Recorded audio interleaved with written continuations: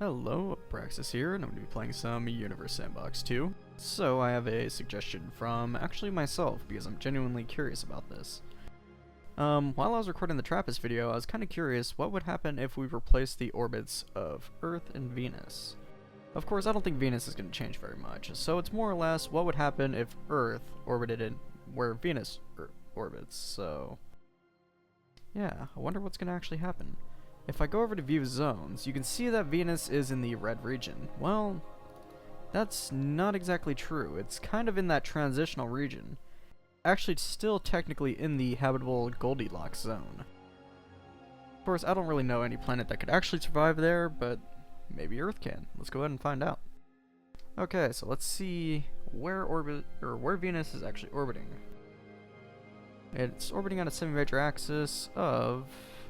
go to astronomical units, 0.723 astronomical units. Or if I just go back to kilometers, what is that? 108 million kilometers, I do believe.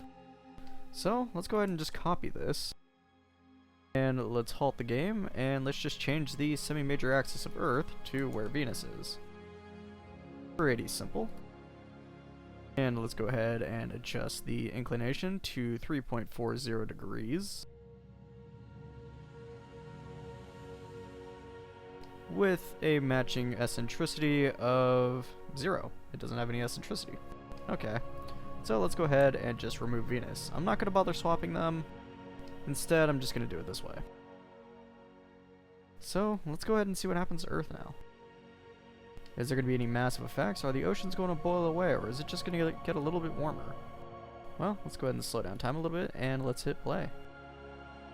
So you could already see the temperature climbing. Let me go ahead and bring up the graph here. I'm curious if this is going to be too hot, or if this is still technically the habitable region of the sun. Of course, there's other parameters that can change that, but can Earth actually survive where Venus is? Let's go ahead and speed up time a little bit more. So it's up to 33 degrees Celsius. That's very warm. In fact, if I pause the game here, you can see the polar caps have receded quite a bit. If I look at the South Pole, Antarctica is missing a lot of its ice as well. Well, let's go ahead and hit play and continue on, and let's see how much this actually climbs.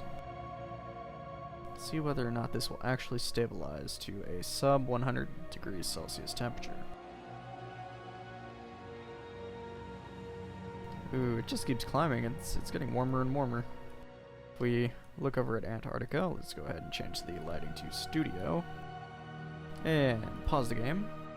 You can see it still definitely has ice, but its landmass is actually exposed.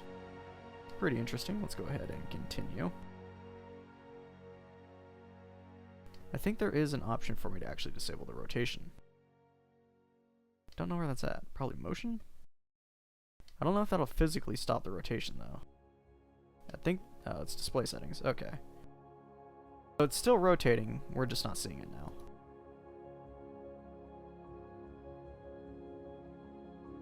Interesting. It still keeps climbing.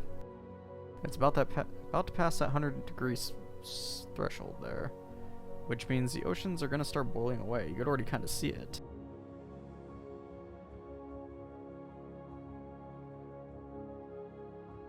Now it's getting pretty scary. Of course, that is the average surface temperature. Life can still probably survive up in the poles.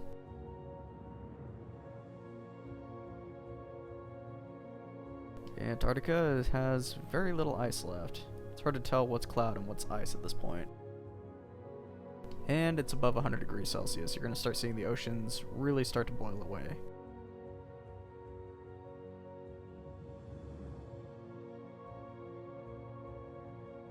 Let's go ahead and turn off the zones. And is it going to keep climbing?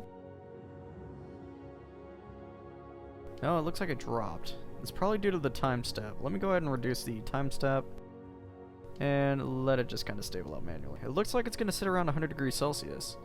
So it's very warm, but this planet is still habitable, I would say. Life could probably live under these warm oceans because, well, they're definitely below boiling point, that's for sure. And up in the poles, it looks like we might still have a little bit of snow, but it'd be a much colder climate up here and down here in Antarctica, which looks like it still also has snow. That, or I'm just looking at the clouds. Let me go ahead and disable the cloud layer so we can get a better view of this. I don't know if I could actually disable the cloud layer. Is that an option?